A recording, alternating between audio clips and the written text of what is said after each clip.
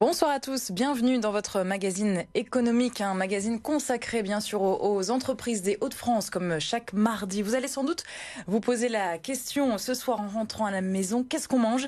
Eh bien, préparer les repas variés, les menus, c'est parfois un casse-tête au quotidien. Une start-up lilloise a imaginé une formule pour vous aider à faire les courses et à vous faciliter la vie. Notre invité ce soir, le cofondateur, l'un des créateurs de Miam, César Tonnoir. Bonsoir. Bonsoir. Merci beaucoup d'être avec nous, d'avoir accepté notre invitation. Merci et comme chaque semaine, Élodie Souris-Lavergne du Journal des Entreprises. Bonsoir Élodie. Bonsoir Marie, bonsoir César Tonnoir. Bonsoir. Et on commence tout de suite bien sûr par faire connaissance donc avec cette start-up lilloise.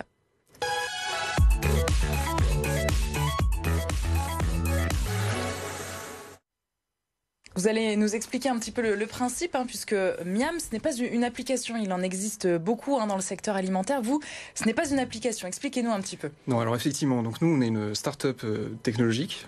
Notre spécialité, c'est l'intelligence artificielle. Et on travaille donc avec les entreprises de la grande distribution pour améliorer les courses en ligne, l'expérience des courses en ligne, pour la rendre un peu plus sympa et surtout plus rapide. Alors on a une petite animation visuelle, on va regarder un petit peu ce que ça donne justement sur Internet. Vous pouvez nous expliquer un petit peu ? Oui, tout à fait. Alors en fait, ce qu'on fait, c'est qu'on utilise des recettes de cuisine et l'intelligence artificielle pour analyser les goûts et les préférences alimentaires d'un utilisateur et lui proposer la bonne recette de cuisine au bon moment alors qu'il fait ses courses. Donc parfois, on choisit nos ingrédients et à la fin ça nous propose une recette. En fait, en fonction des ingrédients que vous allez voir sur votre site de courses préféré, on va vous proposer une recette à laquelle vous n'allez pas forcément avoir pensé à l'avance, mais vous allez vous dire ah tiens, pourquoi pas, je vais essayer. Le côté un petit peu magique, c'est que une fois que la recette vous plaît, vous la sélectionnez et en un seul clic, l'ensemble des ingrédients nécessaires à la préparation de la recette se retrouvent dans votre panier. Avec la possibilité d'en changer, si jamais il y en a un qui nous plaît pas, si on préfère un type de produit plutôt qu'un autre ou une marque. Exactement, vous pouvez bien sûr remplacer les produits, un produit qui vous plaît pas, vous pouvez le remplacer par un autre. Et à chaque fois que vous faites ça, l'algorithme va apprendre à mieux vous connaître. Et la prochaine fois, il vous proposera un produit qui vous correspond mieux. Alors vous avez créé votre start-up en juin 2019, il y a bientôt 2 ans. Pourquoi cette idée, c'est venu comment ? Vous étiez à 3 au départ ? Oui, alors effectivement, on était à 3 avec Alexis et Thomas. On avait un point commun, c'est qu'on aime bien manger. On aime bien partager un repas en famille ou entre amis. Par contre, faire les courses, c'est une autre histoire. Disons qu'on a essayé de trouver un système qui rende vraiment plus rapide ce processus de faire les courses en ligne. Finalement, on se retrouve tous à un moment donné en face d'un frigo vide à se demander qu'est-ce qu'on mange, c'est ce que je disais en introduction du coup. Et surtout comment je pourrais faire pour éviter de manger toujours la même chose. Et optimiser ce qui reste justement dans le frigo aussi tout à fait, oui. Avant de faire les courses. Alors, vous parliez d'enseignes de la grande distribution. Qui sont les premiers clients aujourd'hui de votre technologie ? On travaille surtout avec les enseignes du groupe Louis Delhaize à ce jour, donc les supermarchés Match et les hypermarchés Cora. Mais on discute avec la plupart des enseignes que vous connaissez avec bien. Combien de recettes déployées alors sur leur site ? On a 1600 recettes disponibles, mais on est aussi capable d'intégrer les recettes des enseignes. C'est-à-dire que si je travaille avec une nouvelle enseigne qui a elle-même des recettes, on peut très facilement les ajouter à notre Et celle des internautes, si on a une recette de famille qui se transmet de génération en génération, on peut l'intégrer pour faire ses courses bientôt. À partir de sa recette ? Oui, d'ici quelques semaines. En fait, on va effectivement proposer une fonctionnalité de cahier de recettes personnel. Donc, tout un chacun pourra venir ajouter ses recettes fétiches directement sur le site où il a l'habitude de faire ses courses. Ensuite, je pourrais faire mes courses à partir de mes recettes personnelles.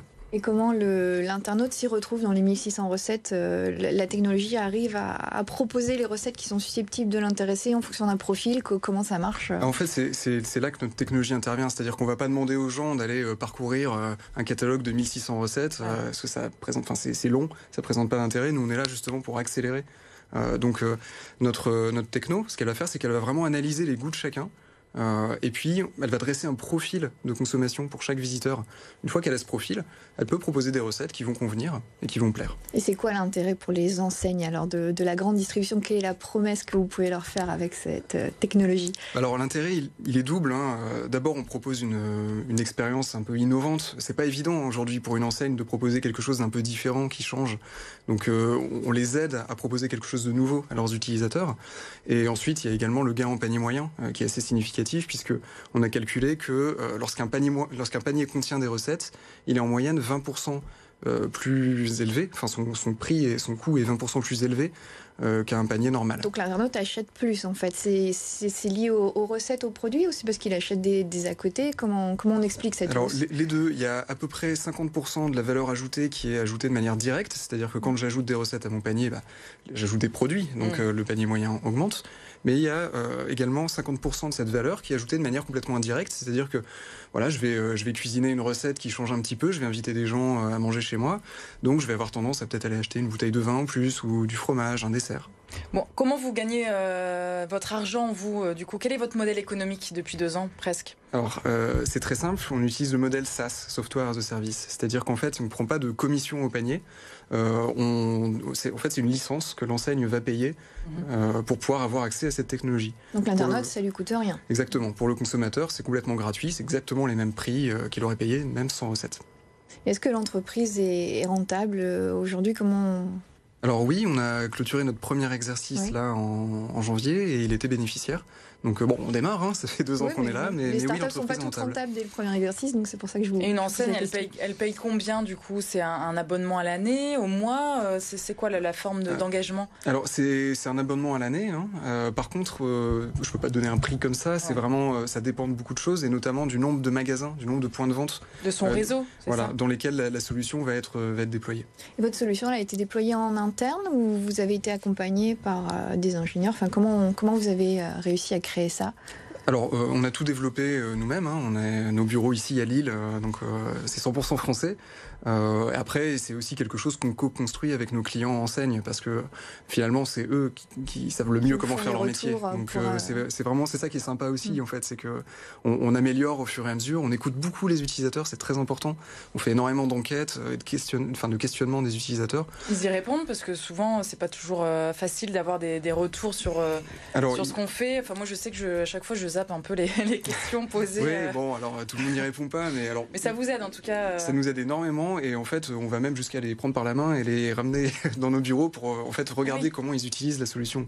C'est vraiment crucial pour nous de nous assurer qu'on fait quelque chose d'utile et qui est vraiment utilisable par les gens qui vont faire leurs courses. Et pour l'instant, c'est ancrage régional uniquement? Vous parliez de Cora, de Match? Alors oui, Cora et Match travaillent principalement dans le quart nord-est de la France, avec quelques magasins autour de Paris, mais bon, à la marge.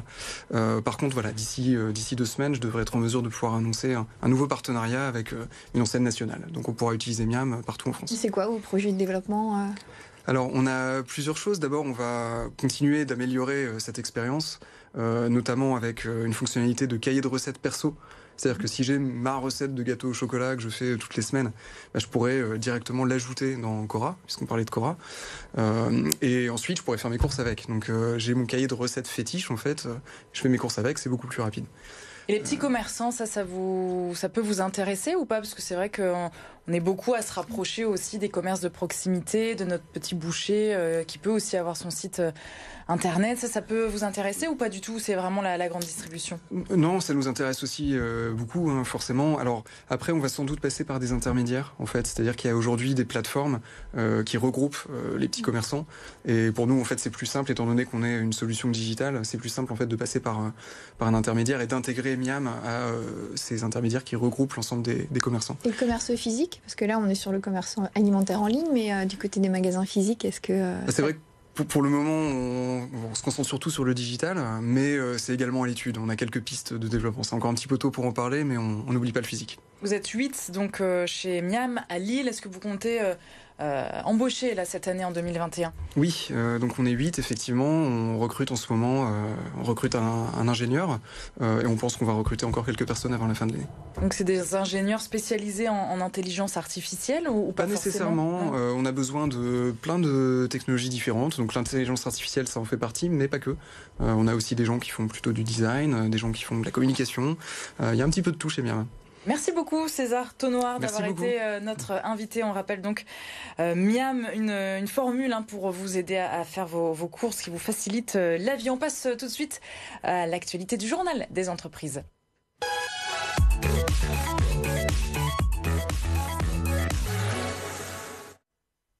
Et cette semaine, Élodie, sans surprise, ce sont les brasseurs qui sont en une. Oui, voilà, les terrasses des cafés et des restaurants rouvrent depuis la semaine dernière et c'est un soulagement pour toute la filière et notamment pour les 150 brasseurs que comptent les Hauts-de-France. Dès mars 2020, la crise sanitaire a mis à mal le marché florissant de la bière, mais les brasseurs régionaux ont résisté en reportant leurs ventes vers d'autres canaux, par exemple la grande distribution ou le web. Et malgré une année 2021 qui reste pour le moment incertaine, la plupart des brasseurs restent confiants et annoncent maintenir leurs investissements. Merci beaucoup Elodie, on se retrouve la semaine prochaine pour un nouveau numéro donc de votre magazine économique. Demain, nous serons mercredi. On se retrouve bien sûr pour votre magazine Emploi. C'est votre emploi. Et demain, nous nous penchons sur le secteur du gaz via une filière BTP. Nous recevrons une directrice de développement. Ce sera donc demain dans C'est votre emploi.